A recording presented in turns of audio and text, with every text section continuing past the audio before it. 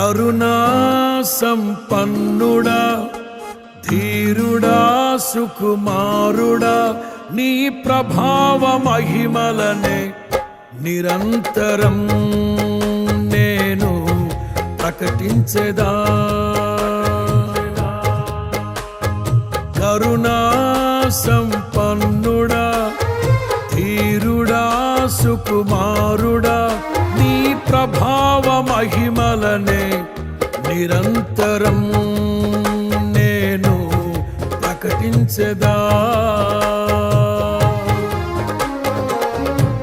నా పైన ప్రేమ చూపించి నా కొరకు త్యాగమైతివే నా యేసయ్యా. సాత్వికుడా, నీ కోసమే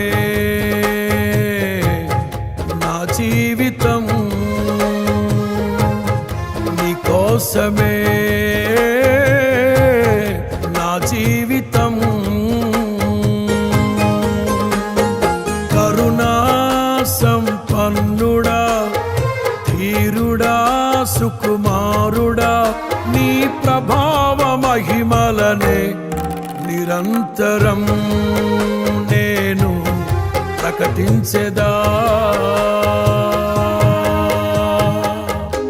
ప్రభువైన యేసుక్రీస్తు వారి నామమున ఈ కార్యక్రమాన్ని వీక్షిస్తున్న మీ అందరికీ నిండు వందనాలు తెలియపరుస్తూ ఉన్నాను. కొద్ది సమయము దేవుని వాక్యాన్ని ధ్యానం చేసుకున్నాం.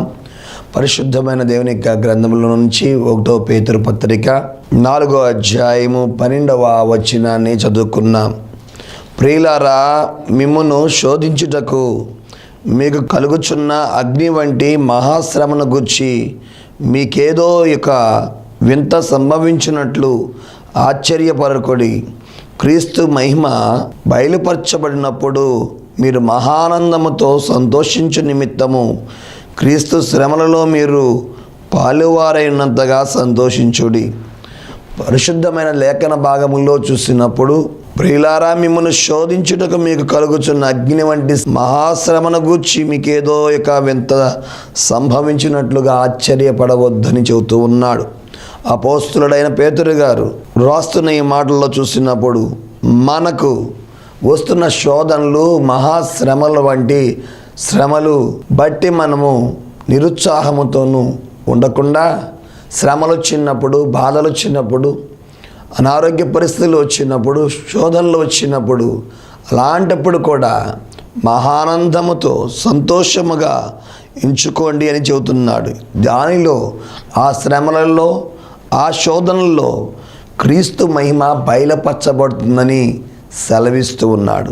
ప్రభు మహిమ బయలుపరచబడాలి అంటే మనము శోధనలను, అగ్ని లాంటి శ్రమల గుండా వెళుతూ ఉన్నప్పుడు దేవుని యొక్క మహిమ మన జీవితంలో బయలుపరచబడుతుంది. క్రీస్తు మహిమ బయలుపరచబడాలి అంటే మనము వీటన్నిటి నుండి, శోధనల నుండి, శ్రమల నుండి మనం వెళ్తూ ఉంటే క్రీస్తు మహిమ మన జీవితంలో బయలుపరచబడుతుంది. ప్రియ దేవుని బిడ్డలారా, 2 సమూయేలు పుస్తకం చూస్తున్నప్పుడు 5వ అధ్యాయము 17వ వచనంలో, జనులు ఇశ్రాయేలుల మీద రాజుగా దావీదునకు పట్టాభిషేకము చేసిరని ఫిలిష్తీయులకు వినబడినప్పుడు దావీదును పట్టుకొనుటకై ఫిలిష్తీయులందరూ వచ్చిరి. దావీదు ఆ వార్త విని ప్రాకార స్థలముకు వెళ్ళిపోయెను. ఫిలిష్తీయులు దండెత్తి వచ్చి రెపాయిము లోయలో వ్యాపింపగా దావీదు, నేను ఫిలిష్తీయులకు ఎదురుగా పోయేదన వారిని నా చేతికి అప్పగింతువా అని యెహోవా యొద్ద విచారించినప్పుడు, పొమ్ము, నిస్సందేహముగా వారిని నీ చేతికి అప్పగించదనని యెహోవా సెలవిచ్చెను. ఇక్కడ దావీదు రాజుగా పట్టాభిషేకం చేయబడిన తరువాత ఫిలిష్తీయులకి ఈ వార్త వినబడిందంట. వినబడిన తరువాత వారు వచ్చి ముట్టడి వేశారు. దావీదును పట్టుకొనుటకై ఫిలిష్తీయులందరూ వచ్చారు. అయితే ఈ వార్త విన్న తర్వాత దావీదు ఏమి చేశాడంటే గుడార ప్రాకార స్థలముకు వెళ్ళిపోయి దేవుని అడిగాడు, అయ్యా విజయాన్ని ఇస్తావా అని అడుగుతూ ఉన్నాడు. అయితే దావీదు, నేను ఫిలిష్తీయునికి ఎదురుగా పోయిదనా, వారిని నా చేతికి అప్పగింతువా అని యెహోవా యొద్ద విచారణ చేశాడు. కనుక ప్రియమైన రాజుగా అయిన తర్వాత కూడా, రాజుగా పట్టాభిషేకం చేయబడిన తరువాత కూడా దావీదు దేవుణ్ణి కలిగి ఉన్నాడు. గొర్రెల దొడ్డిలో ఉన్న దావీదు, అక్కడ దేవుణ్ణి ఆరాధించిన దావీదు తాను రాజుగా పట్టాభిషేకము చేయబడిన తర్వాత కూడా దేవుని కలిగిన వాడిగా ఉన్నాడు. ఈరోజు మనము దేవుని అన్ని సమయాలలోనూ దేవుణ్ణి కలిగిన వారిగా ఉండవలసిన వారమై ఉంటున్నాము. ఎప్పుడైతే దావీదు రాజుగా పట్టాభిషేకం చేయబడ్డాడో తరువాత శత్రువులు వచ్చినప్పుడు దేవుని యొక్క ప్రాకార స్థలములోనికి వెళ్ళి దేవుని యొద్ద విచారణ చేసినప్పుడు దేవుడు మాట్లాడుతూ ఉన్నాడు, పొమ్ము నిస్సందేహముగా వారిని నీ చేతికి అప్పగించదనని దేవుడు చెప్పి ఉన్నాడు. హల్లెలూయా. కాబట్టి దావీదు బయల్బేరాజ్యమునకు వచ్చి అచ్చట వారిని హతము చేసి జల ప్రవాహములు కొట్టుకుపోవునట్లు యెహోవా నా శత్రువులను నా ఎదుట నిలవకుండా నాశనము చేసుననుకొని ఆ స్థలమునకు బయల్బేరాజీము అని పేరు పెట్టెను. ఈరోజు దేవుని కలిగి ఉండే దేవుడు మన పక్షాన ఉండి తన అద్భుతమైన కార్యము జరిగించేవాడై ఉన్నాడు. కనుక ప్రియ దేవుని బిడ్డలారా, మనము దేవుని అన్ని విషయాలలో, అన్ని సందర్భాలలో, అన్ని వేళలా దేవుని కలిగి ఉండి మనం నడుచుకునే వాళ్ళగా ఉండాలి. అందుకనే దేవుని వాక్యం సెలవిస్తుంది. 1 యోహాను పత్రిక 4వ అధ్యాయము 4వ వచనములో, మీలో ఉన్నవాడు లోకములో ఉన్నవాని కంటే గొప్పవాడు అని చెబుతూ ఉన్నాడు. కనుక మనలో ఉన్నవాడు ఈ లోకములో ఉన్నవాని కంటే గొప్పవాడిని మనం కలిగి ఉన్నాము. కనుక ప్రియ దేవుని బిడ్డలారా, మనము గొప్ప దేవుని కలిగి ఉన్న మనము మన జీవితంలో గొప్ప కార్యాలను ప్రభు మనకు చేసే దేవుడై ఉంటున్నాడు. నిర్గమకాండం 1వ అధ్యాయము 16వ వచనం చూసినప్పుడు అక్కడ రాజు ద్వారా ఆజ్ఞను పొందుకున్న తరువాత మంత్రసానులు ఏం చేస్తున్నారంటే, మీరు హెబ్రీ స్త్రీలకు మంత్రసాని పని చేయుచు వారిని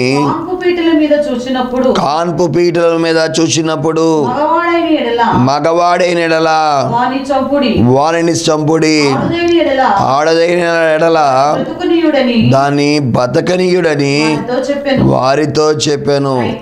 అయితే ఆ మంత్రసానులు దేవునికి భయపడి ఐగుప్తు రాజు తనకు ఆజ్ఞాపించినట్లు చేయక మగపిల్లలను బ్రతుకనీయగా ఐగుప్తు రాజు ఆ మంత్రసానులను పిలిపించి, మీరెందుకు మగపిల్లలను బ్రతకనిచ్చితిరి, ఈ పని ఎలా చేసితిరి అని అడిగాను. అందుకు ఆ మంత్రసానులు, హెబ్రీ స్త్రీలు ఐగుప్తు స్త్రీలు వంటి వారు కారు, వారు చురుకైన వారు, మంత్రసాని వారి యొద్దకు వెళ్ళక మునుపే వారు ప్రసవించియుందురని ఫరోతో చెప్పారు. ప్రియ దేవుని బిడ్డలారా, ఇక్కడ చూసినప్పుడు తమలో ఉన్న దేవునికి భయపడ్డారే కానీ లోకంలో ఉన్న రాజు ఆజ్ఞకు వారు భయపడలేదు. కనుక ప్రియ దేవుని బిడ్డలారా, రాజు ఆజ్ఞ ఏం చెప్పాడంటే, బిడ్డలందరినీ కూడా హతమార్చండి అని చెప్తే, నైల్ నదిలో పారవేయమని చెప్తే వాళ్ళు ఏం చేస్తారంటే వారిని బ్రతకనిచ్చారంట. ఎందుకంటే దేవునికి భయపడిన వారిగా ఉన్నారు. వారిలో ఉన్న దేవునికి వారు భయపడ్డారు. లోకంలో రాజుకి వాళ్ళు భయపడలేదు. ఈరోజు మనము కూడా దేవునికి భయపడే వాళ్ళగా మనం జీవించాలి. దేవుని ఆజ్ఞకు లోబడే వాళ్ళగా మనం ఉండాలి. దేవుని మాట ప్రకారం మనం జీవించాలి. కనుక మనలో ఉన్నవాడు లోకంలో ఉన్నవాని కంటే గొప్పవాడు కనుక ఆ గొప్పవానికి మనం లోబడితే మోషే లాంటి నాయకుల్ని మనం లోకానికి అందించగలుగుతామని దేవుని వాక్యము సెలవిస్తూ ఉన్నది. ప్రియదేవుని బిడ్డలారా, మత్తయి సువార్త 2వ అధ్యాయం 16వ వచనం చూసినప్పుడు అక్కడ తూర్పు దేశపు జ్ఞానులు హేరోదు రాజు దగ్గరికి యూదు రాజుగా పుట్టినవాడు ఎక్కడ ఉన్నాడని రాజుగారి ఇంటికి వెళ్ళారు. ఆ జ్ఞానులు అయితే ఆ జ్ఞానులు తన్ను అపహసించిరని హేరోదు గ్రహించి బహు ఆగ్రహము తెచ్చుకొని తాను జ్ఞానుల వలన వివరముగా తెలుసుకున్న కాలమును బట్టి బెత్లెహేములోను దాని సకల ప్రాంతములలోను 2 సంవత్సరముల మొదలుకొని తక్కువ వయస్సు గల మగ పిల్లలందరినీ వధించెను. రాజు చూసినప్పుడు ఇక్కడ అతను దేవునికి భయపడేవాడు కాదు, దేవుని కలిగి లేడు కనుక ఆనాటి ఉన్న మగబిడ్డలందరినీ కూడా హతమార్చాడు. అక్కడ మందస్థానంలో అయితే దేవుని కలిగి ఉన్నారు కాబట్టి వారేం చేశారంటే మగబిడ్డలందరినీ కూడా బతకనిచ్చారు. అయితే ఇక్కడ రాజు చూసినప్పుడు దేవుని భయము లేనివాడు కనుక అతడు అక్కడ ఉన్న మగబిడ్డలందరినీ కూడా చంపించాడంటండి. ప్రియ దేవుని బిడ్డలారా, ఈరోజు మనము దేవునికి భయపడే వాళ్ళగా ఉండాలి. దేవుని కలిగిన వాళ్ళు దేవునికి భయపడతారు, దేవుడు కలిగి లేని వాళ్ళు దేవునికి భయపడరు. అయితే దేవుని కలిగిన వారిగా మనము జీవిస్తే ప్రభు మనలో నిలిచి ఉంటాడనమాట. లోకసు వార్త 4వ అధ్యాయము 1 నుండి 13వ వచనాల వరకు చదువుకున్నాం. యేసు పరిశుద్ధాత్మ పూర్ణుడై యోర్దాను నుండి తిరిగి వచ్చి 40 దినములు ఆత్మచేత అరణ్యములో నడిపించబడి అపవాది చేత శోధించబడుచుండెను. ఇక్కడ యేసు ప్రభువు వారు పరిశుద్ధాత్మ పూర్ణుడై యోర్దాను నది నుండి తిరిగి వచ్చి 40 దినములు ఆత్మచేత అరణ్యములో నడిపించబడి అపవాది చేత శోధించబడుతున్నాడు. శోధించబడుతూ ఉన్నప్పుడు అపవాది వచ్చి నీవు దేవుని కుమారుడు అయితే రొట్టి ఎగునట్లు ఈ రాతితో చెప్పమని ఆయనతో చెప్పాను. అందుకు యేసు ప్రభువు వారు అంటున్నారు, మనుషుడు రొట్టె వలన మాత్రమే కాదు కానీ దేవుని నోట నుండి వచ్చి ప్రతి మాట వల్ల మనిషి జీవిస్తాడని సెలవిస్తూ ఉన్నాడు. ఆత్మ కలిగిన వ్యక్తిగా ఉన్నాడు కాబట్టి, ఆత్మపూరుడై ఉన్నాడు కాబట్టి అపవాదిని శోధకుడిని ఆయన ఎదిరించగలుగుతూ ఉన్నాడు. ఈరోజు అట్టి తండ్రి ఆత్మను మనము కలిగిన వారిగా మనం ఉంటే మనము అపవాదిని శోధనలను మహా అగ్ని లాంటి శ్రమలైన మనం ఎదిరించగలిగిన వారిగా ఉంటాము. ప్రియదేవుని బిడ్డలారా, రెండోసారి మరలా అపవాది అక్కడి నుంచి వెళ్ళలేదు. తర్వాత వచ్చి ఆయన ఏం చేస్తున్నాడంటే 6వ వచనంలో ఈ అధికారమంతయు ఈ రాజ్యముల మహిమయు నీకు ఇత్తును, అది నాకు అప్పగించబడి ఉన్నది, అది ఎవరికైనా నేను ఇయ్యగోరిన వారికి ఇస్తాను, కాబట్టి నాకు మొక్కితివా ఇదంతయు నీ దగ్గరని ఆయనతో చెప్పాను. ప్రియదేవుని బిడ్డలారా, మరలా అపవాది ఏం చేశాడంటే ఆయన తీసుకుని పోయి భూలోక రాజ్యం అంతటిని ఒక్క నిమిషంలో అతను చూపించాడంట.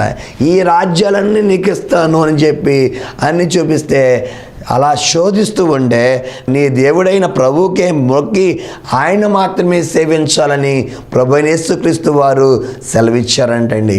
ఈరోజు అపవాది ఒక శోధన తప్పించుకుని మనం ఉన్నామంటే మళ్ళీ ఇంకో శోధన వస్తున్నా కానీ మనలో దేవుని శక్తి మనలో ఉంటే మనం ఎన్ని శోధనలైనా కానీ దాటుకుంటూ వస్తాము. కనుక శోధనలు వచ్చినప్పుడు, మహా అగ్ని లాంటి శ్రమలు వచ్చినప్పుడు మహానందం అని సంతోషంగా ఎంచుకోండి అని చెబుతూ ఉన్నాడు. ఈరోజు మనం ఆ శోధనలన్నింటినీ శ్రమలన్నింటినీ మనం జయించాలి అంటే మనము దేవుణ్ణి కలిగి ఉంటే మనము వీటన్నిటిని జయించుకుంటా రాగలుగుతాం.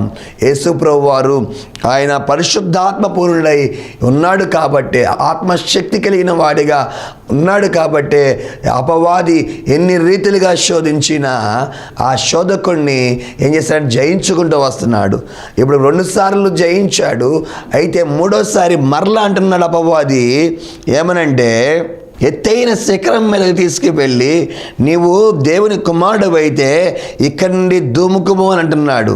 నిన్ను కాపాడుటకు నిన్ను గూర్చి తమ దూతలకు ఆజ్ఞాపించును అని చెబుతున్నాడు. నీ పాదం ఎప్పుడైనాను రాజుకి తగలకుండా వారు నిన్ను చేతులతో ఎత్తుకొందురని చెబుతూ ఉన్నాడు. అయితే ఆ సమయమున ప్రభు చెబుతూ ఉన్నాడు, నీ దేవుడైన ప్రభుని శోధించవలదు అని చెబుతూ ఉన్నాడు. హల్లెలూయా. కనుక ప్రియ దేవుని బిడ్డలారా, అట్లా శోధించగా అపవాదే ఏం చేశాడంటే ప్రభువుని విడిచిపెట్టి వెళ్ళిపోయాడండి. ఈరోజు ఎన్ని శ్రమలైనా రాని నేను క్రైస్తవ జీవితాన్ని జీవిస్తున్నాను, యేసు ప్రభు వారిని నమ్ముకున్నాను, ఈ కష్టాలేంటి, ఈ బాధలేంటి, ఇరుకులేంటి, ఈ ఇబ్బందులేంటి, ఈ సమస్యలేంటి అని నువ్వు కుంగిపోవాల్సిన పని లేదు. నీ ముఖం ఎప్పుడు కూడా సంతోషంగానే ఉండాలి. దేవుని కలిగిన బిడ్డ ఎప్పుడు కూడా ఆనందంగానే జీవించాలి. అందుకనే మహా అగ్ని లాంటి శ్రమ అయినా, అది శోధనైనా, ఏదైనా కావచ్చు, నువ్వు ఎన్ని శ్రమలు వచ్చినప్పటికీ నువ్వు ఎలా ఉండాలంటే సంతోషంగా ఉండు. సంతోషంగా ఉన్నప్పుడు అపవాది నిన్ను శోధించి వాడే వెళ్ళిపోవాలి, కానీ మనం ఆ శోధనలో పడిపోవాల్సిన అవసరము లేదన్నమాట. దేవుని కలిగి ఉన్నవారు ఆ శోధనలో పడరు, కానీ శోధనను జయించే వారిగా ఉంటారు. వారు ఎప్పుడు కూడా ఆనందంగానే ఉంటారని దేవుని వాక్యం సెలవిస్తూ ఉంది. 2 కొరింథీయులకు రాసిన పత్రిక 2వ అధ్యాయము 11వ వచనాన్ని చదువుకున్నాం. నేనేమైనాను క్షమించి ఉంటే సాతాను మనలను మోసపరచుకుండునట్లు మీ నిమిత్తము క్రీస్తు సముఖమునందు క్షమించి ఉన్నాను. సాతాను తంత్రములను మనము ఎరుగని వారము కాము. మనం ఎవరినైనా క్షమించకుంటే మనం క్షమించాలంటండి. అపవాది తంత్రం ఏంటంటే మనము ఇతరులని మనం క్షమించుకోకుండా ఉంటే వాళ్ళని వాడుకొని వారి ద్వారా మనకి ఇబ్బంది కలగజేస్తాడు. అందుకని అపవాది తంత్రములు మనం ఎరగని వారము కాము అంటున్నాడు. అంటే ఇతరులు మనం క్షమిస్తే అక్కడ నుండి మనకు సమస్య రాదు.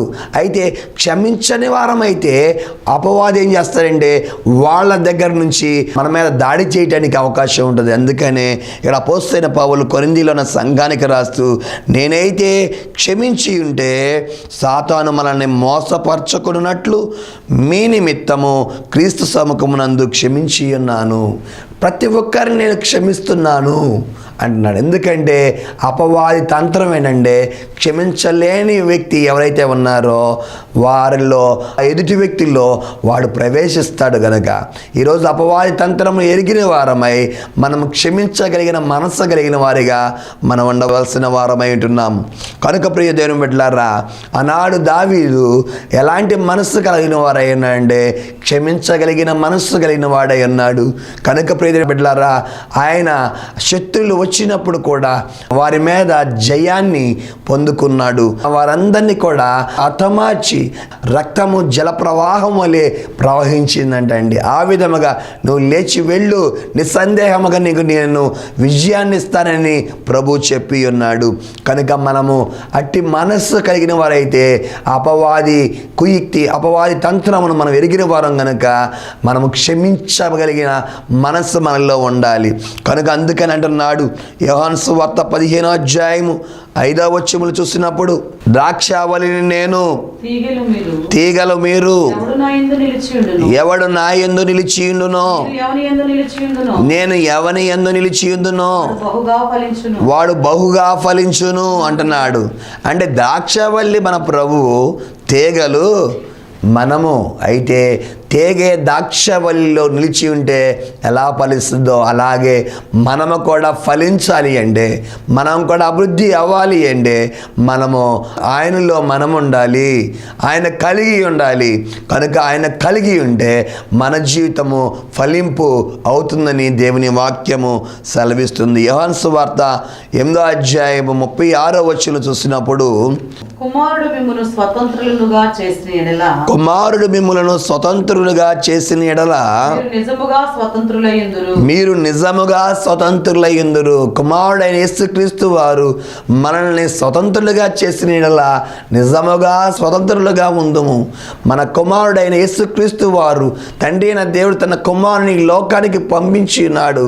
ఆ కుమారుడు మన కొరకు ప్రాణ యాగము చేసి బలిదానము చేసి ఆయన ఆఖరి బొట్టు వరకు తన నిండు యవన పరిశుద్ధ నిష్కలంకమైన రక్తాన్ని చిందించి ఉన్నాడు.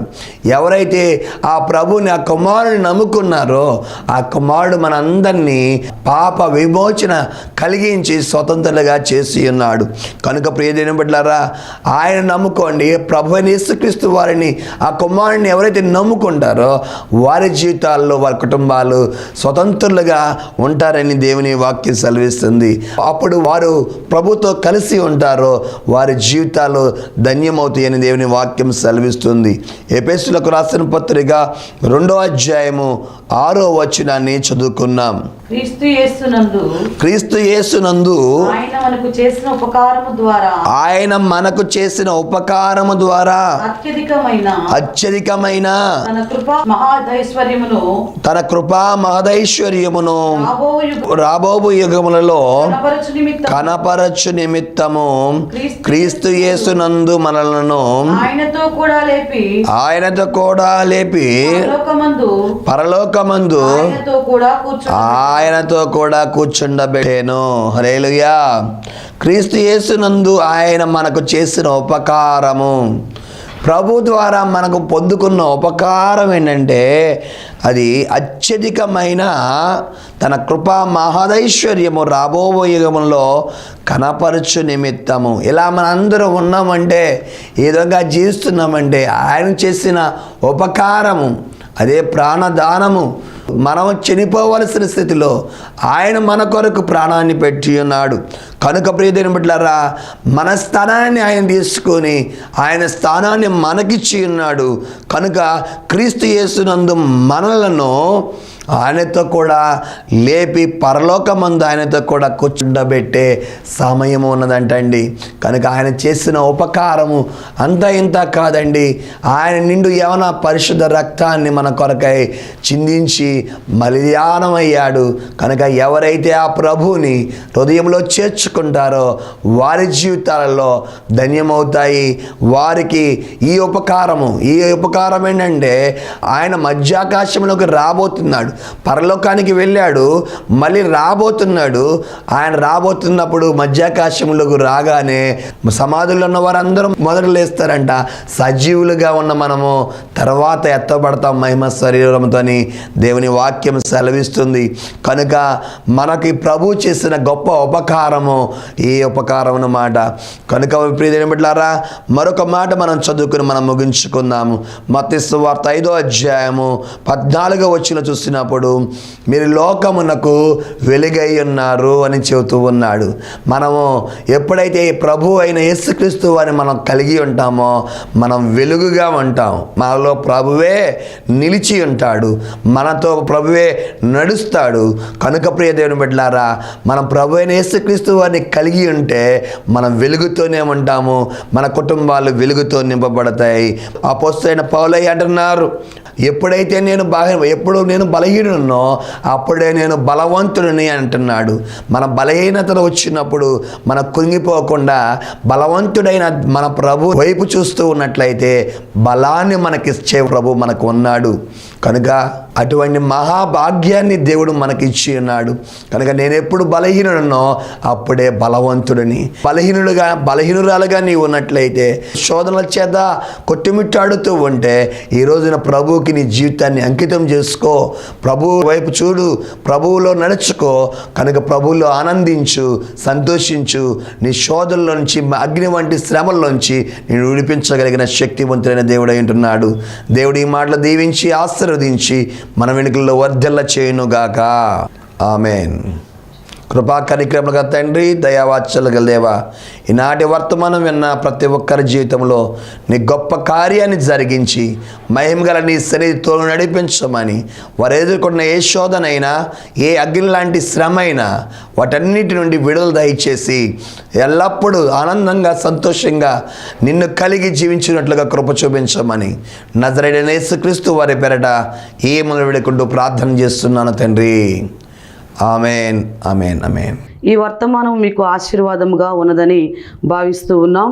కావున మా యొక్క ఆరాధన క్రమములు: కృష్ణాపురం ప్రతి ఆదివారం ఉదయం 7 గంటలకు, గౌడుపాలెం ప్రతి ఆదివారం ఉదయం 9 గంటలకు, పెడస్తనగల్లు ప్రతి ఆదివారం ఉదయం 11 గంటలకు, మరియు మా యొక్క ఆరాధన క్రమములలో ఉయ్యూరు ఉదయం 10 గంటలకు, ప్రతి ఆదివారం సండే స్కూల్ పరిచర్య ఉదయం 11 గంటలకు, ప్రతి ఆదివారము యవనస్తుల కూడిక ప్రతి ఆదివారం సాయంత్రము 4 గంటలకు, ప్రతి బుధవారము ఉదయం 5 గంటలకు పురుషుల సమావేశము, ప్రతి బుధవారం విడుదల, స్వస్థత, అభిషేక ఆరాధన కూడిక 10 గంటలకు. మీ అందరికీ వందనాలు.